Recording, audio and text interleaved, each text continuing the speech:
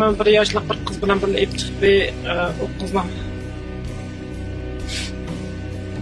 pek chiroyli qizdi. O chochlari sharning ko'p biz uni xitoychalab Shanyan deb qo'yatdik. Dumlaqlar bek ko'zlari ko'z oldimda turib. Pek to'y qilmagan qizdi. Ko'z oldimda qiz.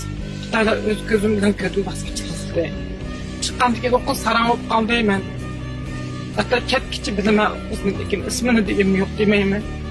Vaqti kes deyman men cho'qim Xitoy bilan o'zlashgancha deyman qizni. Sarang qilib qayerda kimlar chiqqandan keyin men chiqib yig'lab meni chaqirdi. Aday kelsang yanimga deb.